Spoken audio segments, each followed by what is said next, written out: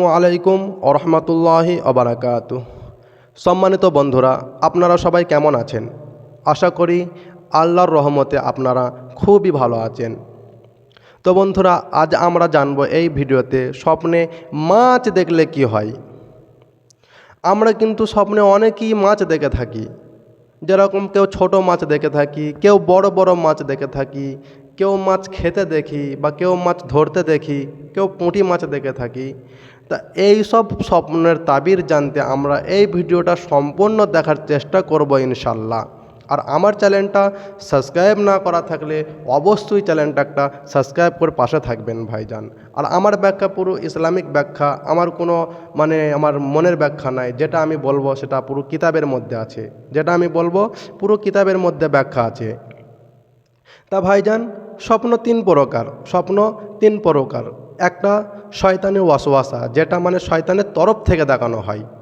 আর একটা স্বপ্ন যেটা আমাদের মনে মনে সারা দিনমান আমরা চিন্তা করি, সেই স্বপ্ন কিন্তু আমরা দেখতে পাই। আর একটা স্বপ্ন যেটা আল্লাহর তরফ থেকে আমাদের ইঙ্গিত করে বা ইশারা করে, আল্লাহ তাআলা ইশারা করে দেয় যে বান্দা তুই সতর্ক হয়ে যা, তোর এটা ঘটতে চলেছে। তা স্বপ্নের মাধ্যমে আমাদেরকে আল্লাহ ইঙ্গিত দেয়।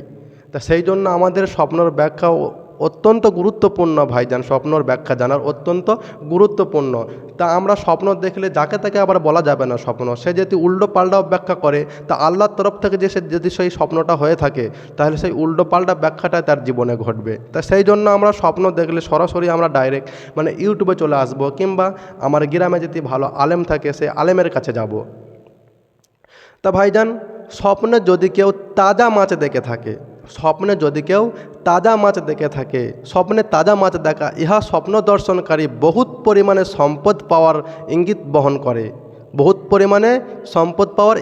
বহন করে থাকে এবং সে সম্মান লাভ করারও ইঙ্গিত বহন করে থাকে। এই দুটো উদাহরণ দিয়েছে তাজা মাছ দেখার। 2 নম্বর, কেউ যদি স্বপ্নে মরা মাছ দেখে থাকে, তাহলে জানতে হবে সে যে কোনো জায়গা থেকে না চাইতেও সে কোনো ধরনের সম্পদ পাওয়ার ইঙ্গিত বহন করে থাকে। এবং কেউ যদি স্বপ্নে ছোট ছোট চারা মাছ কিংবা পুঁটি মাছ দেখে, তাহলে জানতে হবে তার জীবনে দুঃখ কষ্ট নেমে আসার ইঙ্গিত বহন করে থাকে। কেউ যদি স্বপ্নে বড় মাছ দেখে আর তার যদি বিয়ে হয়ে থাকে, যে স্বপ্নটা দেখছে তার যদি বিয়ে হয়ে থাকে, তাহলে জানতে হবে তার স্বামী স্ত্রী ভালোবাসার ইঙ্গিত বহন করে থাকে। আর তার যদি বিয়ে না হয়ে থাকে, যে স্বপ্নটা দেখছে তার যদি বিয়ে না হয়ে থাকে, তাহলে জানতে হবে তার ভালো মন্দ খাওয়ারের ইঙ্গিত বহন করে থাকে।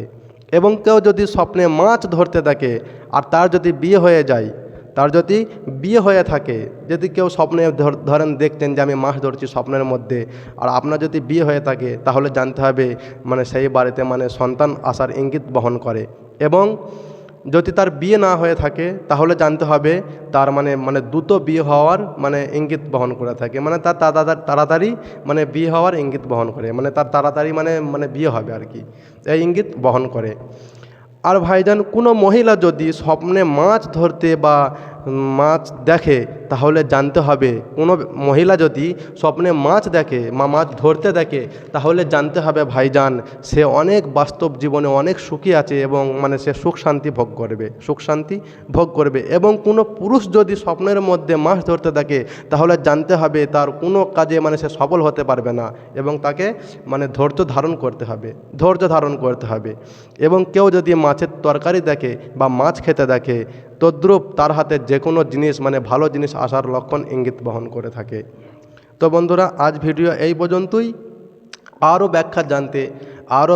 ইসলামিক ব্যাখ্যা জানতে আমার পেজটি ফলো করে নেবেন এবং অপরকে দেখার সুযোগ করে দেবেন। আসসালামু আলাইকুম ওয়া রাহমাতুল্লাহি ওয়া বারাকাতুহু।